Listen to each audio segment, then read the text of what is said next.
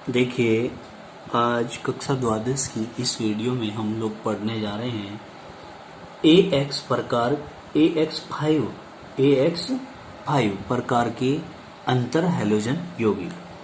AX5 प्रकार के अंतर हैलोजन यौगिकों में BrF5, ClF5, IF5 प्रकार के अंतर हैलोजन यौगिक होते हैं। इनमें केंद्रित हैलोजन परमाणु A द्वितीय उत्तेजित अवस्था में रहता है। A जो होता है वो कौन सी स्थिति में रहता है? द्वितीय उत्तेजित अवस्था में रहता है। इसमें यह sp3d2 संकरित होता है। इसका अष्टफलकीय आकार अपेक्षित है। कैसा? अष्टफलकीय इसलिए है क्योंकि इसमें sp3d2 संकरण हो रहा है, परंतु 6s संकरित कक्षकों में से एक कक्षक में एकांकी इलेक्ट्रॉन युग्म होते हैं तथा शेष 5 में अयुग्मित इलेक्ट्रॉन होते हैं। 5 में क्या होते हैं? 5 में होते हैं अयुग्मित इलेक्ट्रॉन, जिनके कारण इनकी संरचना वर्गाकार पिरामिडीय होती है। कैसी होती है? वर्गाकार पिरामिडीय होती है। अब देखिए हम इसको कैसे समझेंगे। भाई आप कह रहे हैं कि AX5 प्रकार, AX5 को आप ClF5 प्रकार भी कह सकते हैं, ठीक है ना। इसमें आप लोग सबसे पहले 17 नंबर होता है हमारा क्लोरीन का। इसका इलेक्ट्रॉनिक कॉन्फ़िगरेशन करेंगे 1s2, 2s2, 2p6, 3s2 और 3p5 और 3d0। यही तो होता है। अब 9 नंबर है हमारा किसका? क्लोरीन का। पहले हम फ्लोरीन का। अब हम एक काम करते हैं यहाँ पर, इसके लिए हम ये हमारा बाह्यतम कोश है, इसके लिए 3s के लिए एक ऑर्बिटल हो गया, 3p के लिए ये 3 ऑर्बिटल हो गए,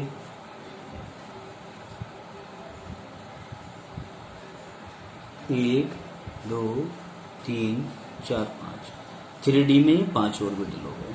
तो s में 2 इलेक्ट्रॉन ये आ गए, p में 1 2 3 4 5 ये आ गए और इसमें 0। अब f फ्लोरीन होता है, इसका 9 नंबर होता है। कितना? 9 number. 1s2, 2s2, 2p6, 3s2। क्या करेंगे? गलती हो गया, आप लोग बता नहीं रहे हैं, ध्यान भी नहीं कर रहे हैं। इसमें हमने क्या करना है? 5 करना है। 9 ही तो करने हैं ना बेटे। देखिए 2 2 4 और 5 9 पूरे हो गए, इसे छोड़ दिए। तो इसका जो सबसे बाह्यतम कोश का है वो p ऑर्बिटल है और p में 1 2 3 4 5 इलेक्ट्रॉन हैं। तो यहाँ पर हमने क्या करना है? यहाँ पर हम कहते हैं कि ये जो आया था ये ग्राउंड स्टेट में आया था। इसका किस स्टेट में? ग्राउंड स्टेट में। इसको हम Cl के लिए, किसके लिए? Cl के लिए ये 3s, ये 3p, 1 2 3 4 5 1 2 3। तो ये जो 2 इलेक्ट्रॉन हैं ये तो हमने इसमें डाल दिए। इसमें 1 2 3 4 और एक 5 यहाँ ऐसे इलेक्ट्रॉन आने थे। एक इलेक्ट्रॉन यहाँ से निकला, उत्तेजित अवस्था में गया, ये यहाँ आ गया। दूसरा इलेक्ट्रॉन यहाँ से निकला, उत्तेजित अवस्था में गया, यहाँ आ गया। तो मतलब क्या है कि एनर्जी ली इसने और इसने, और एनर्जी लेकर के ये 3d उपकोष में चले गए। 3s 3p और ये 3d में चले गए हैं। बताइए इतनी बात समझ में आई क्या? अब 3d में जब इलेक्ट्रॉन चले जाते हैं तो ये उत्तेजित अवस्था में आ जाते हैं, जब जाते हैं, वैसे नहीं जाते। तो देखिए इसका sp3 और d2 यानी कि sp3d2 संकरण इनके बीच में दिखाई दे रहा है। अब अगर हम बात करते हैं फ्लोरीन की, तो कितने हैं यहाँ पर? फ्लोरीन के 5 है ना। तो एक फ्लोरीन के लिए तो ये वाला ऑर्बिटल आया था। तो हम क्या करते हैं? एक ये हो गया हमारा, दूसरा ये हो गया,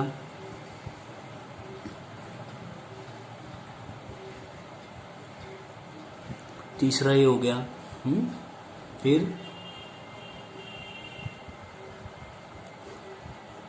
चौथा फ्लोरीन ये हो गया, पांचवा फ्लोरीन ये हो गया।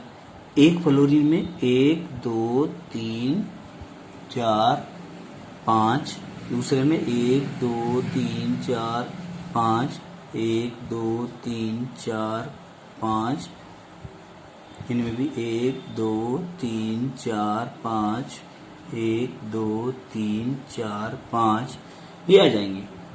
तो इसका एक युग्मित इलेक्ट्रॉन 3p वाले के एक युग्मित इलेक्ट्रॉन के साथ यहाँ मिलता है, इसका एक युग्मित इलेक्ट्रॉन यहाँ मिलता है, इसका एक युग्मित इलेक्ट्रॉन यहाँ मिलता है, इसका एक युग्मित इलेक्ट्रॉन यहाँ मिलता है और इसका एक युग्मित इलेक्ट्रॉन यहाँ मिलता है। तो इस प्रकार से 5 सिग्मा बॉन्ड का निर्माण यहाँ पर दिखाया गया है। तो आप कहेंगे कि बॉन्ड कितने बने, 1 2 3 4 5, और लोन पेयर कितने, यहाँ लिख देंगे lone pair 1, bond pair 5, bond pair 5 है। तो क्या कहेंगे हम कि 5 अयुग्मित कक्षक, देखिए यहाँ पर क्या कहेंगे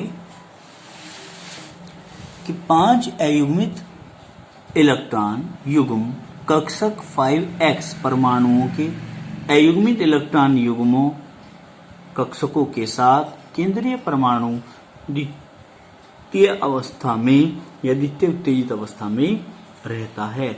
यानी कि क्लोरीन के 5 अयुग्मित इलेक्ट्रॉन युग्म, ठीक है ना, हेलोजन, दूसरा हेलोजन क्या है, फ्लोरीन के 5s परमाणुओं के अयुग्मित इलेक्ट्रॉन युग्म कक्षकों के साथ, यानी कि इसके 5 1 2 3 4 5 अलग अलग फ्लोरीन के 5 अयुग्मित, ये वाले अयुग्मित इलेक्ट्रॉन कक्षकों के साथ में क्रिया करता है और द्वितीय उत्तेजित अवस्था में रहता है, और तब जाके AX5 प्रकार का यौगिक बनता है। अब देखिए हम इसकी स्ट्रक्चर कैसे बनाएंगे, स्ट्रक्चर को ध्यान से देखिए आप लोग। स्ट्रक्चर बनाने के लिए ये A है, एक X ये है, एक X ये है, एक X ये हो गया, एक X ये हो गया। तो आप क्या करेंगे भाई, आपने 1 2 3 4 ये बना देना है, ये दिखा दीजिए।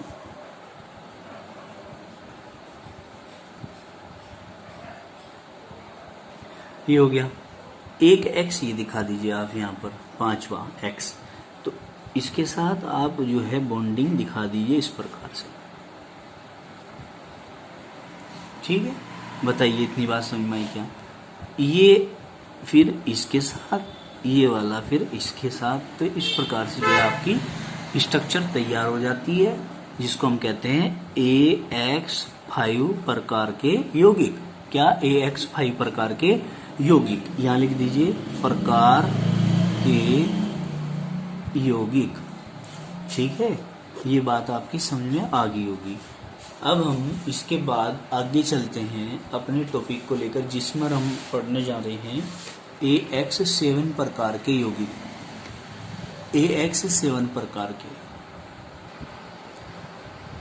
तो फिर चलिए, तो अब हम अपने इस टॉपिक की बात करते हैं जिसका नाम है AX7 प्रकार के यौगिक। तो AX7 प्रकार के यौगिक में हम कहेंगे, एक प्रकार का हमने बनाया था IF7, जो कि IF5 से तैयार किया था, यानी कि AX5 प्रकार के यौगिक से ही AX7 प्रकार का यौगिक तैयार किया गया। इसमें केंद्रीय परमाणु तृतीय उत्तेजित अवस्था में रहता है, यानी कि थर्ड एक्साइटेड स्टेट में पहुंच जाता है एनर्जी को गेन करने के बाद। फिर हम कहेंगे इनकी संरचना पंचकोणीय द्विपिरामिडीय होती है, और इनमें केंद्रीय परमाणु का जो संकरण होता है वो sp3d3 होता है। इनके सभी 7 कंक्रीट जो कक्षक होते हैं उनमें अयुग्मित इलेक्ट्रॉन होते हैं। 7 संकरित कक्षकों में अयुग्मित इलेक्ट्रॉन होते हैं। देखिए कैसे, इसको ध्यानपूर्वक समझेंगे सभी। क्या बातें बताई गई हैं इसमें, AX7। अब AX7 को क्या लिखेंगे, AX7 AF7 प्रकार के यौगिक में IF7 आया था हमारा। तो IF7 आया तो सबसे पहले तो आयोडीन का ही इलेक्ट्रॉनिक विन्यास करना पड़ेगा, जिसका नंबर है 53। क्या नंबर है? 53 नंबर है। और इसमें हम कहेंगे 53 नंबर में कि 1s2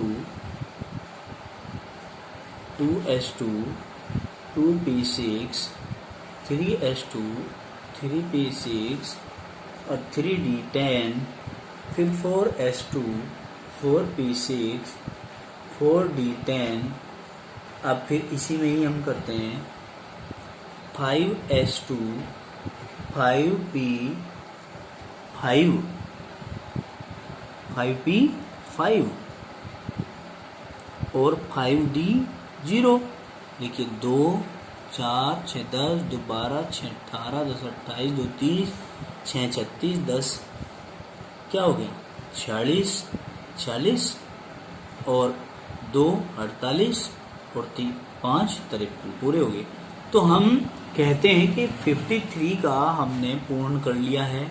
तो हम इसमें क्या कहते हैं, इसमें हम इस चीज को ऐसे भी पढ़ सकते हैं कि हमने इसी का ही क्या बनाना है, ऑर्बिटल डायग्राम बनाना है। ऑर्बिटल डायग्राम बनाएंगे 5s2 के लिए, 5p के लिए और फिर 5d के लिए। आइए 5d के लिए बनाएंगे। फिर हमने कहा ये आ गया 1 2 3 4 1 2 3 4 5 पूरे हो गए।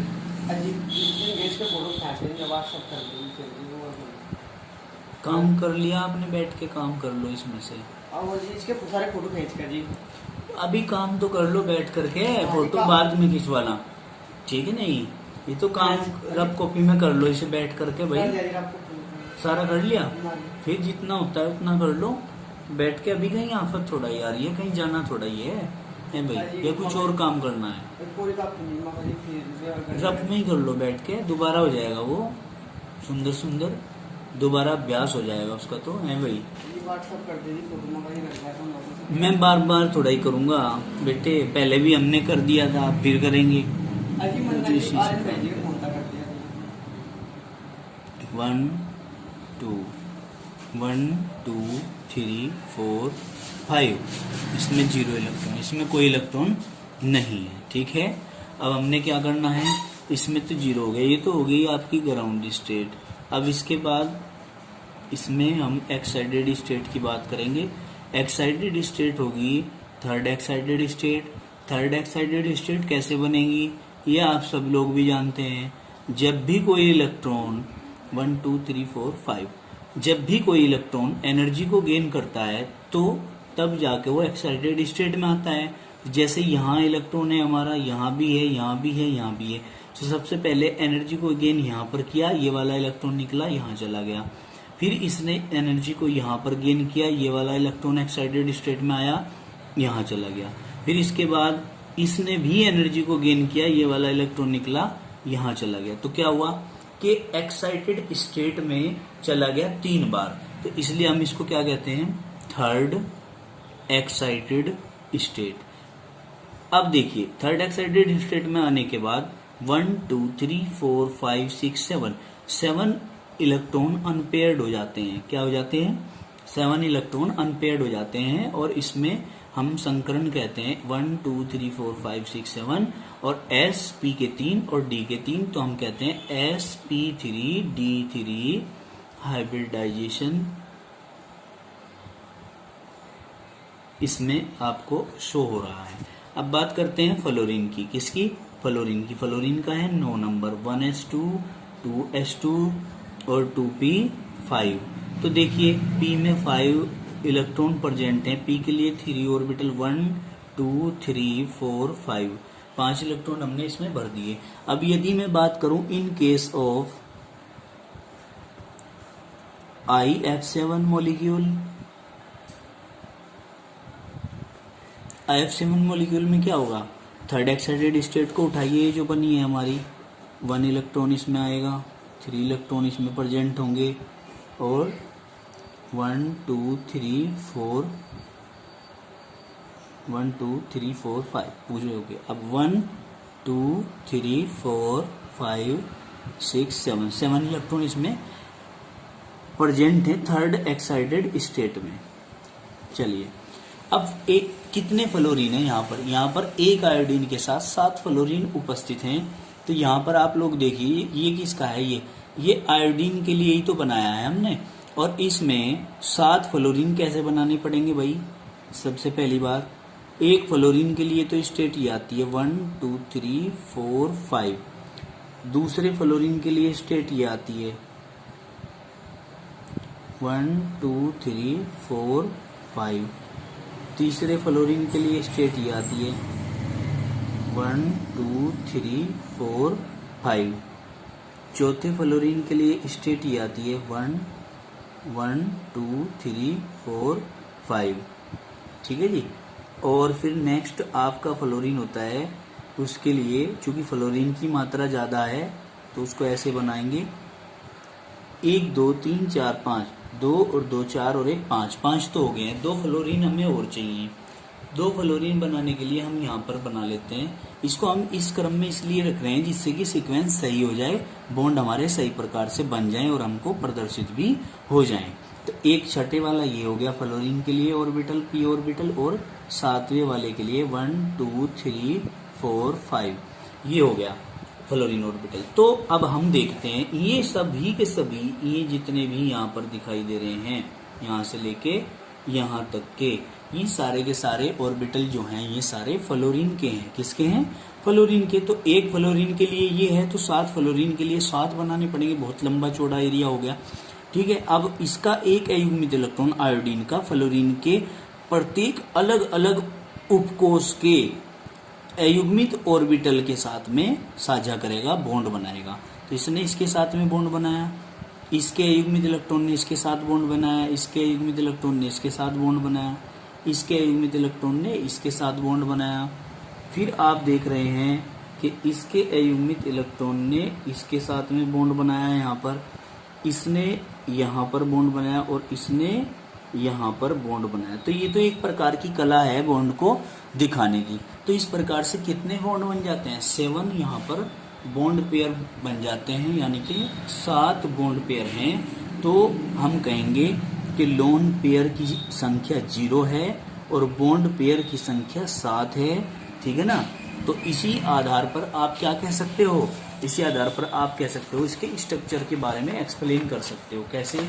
देखिए ये आपका ए है, ए जिसको हम बोलते हैं एक बॉन्ड यहाँ पर, एक बॉन्ड यहाँ पर, एक बॉन्ड यहाँ पर और एक बॉन्ड यहाँ पर, एक बॉन्ड यहाँ पर। ठीक है जी।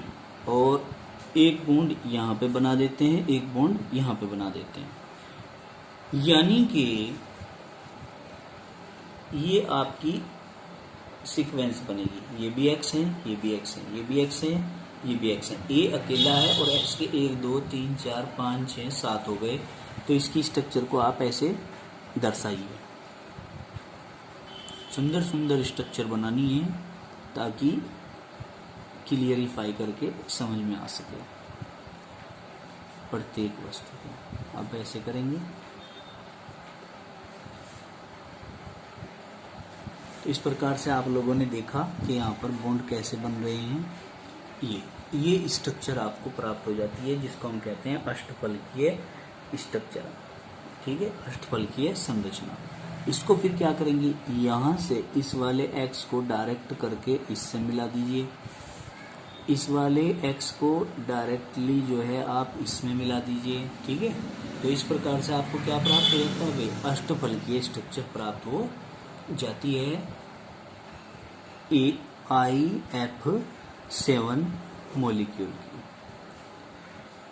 तो चलिए खैर आज इतना ही काफ़ी इस वीडियो में। और आज मैं आप लोगों को बता दूं कि कक्षा 12 का जो हैलोजन फैमिली चैप्टर आपका चल रहा था वो भी आज फिनिश हो गया है। अब इसके बाद हम पढ़ेंगे इनर्ट गैसेज एलिमेंट, जो कि नेक्स्ट वीडियो में हमारी आएगा। आप लोग जरा ध्यान से देखेंगे। धन्यवाद।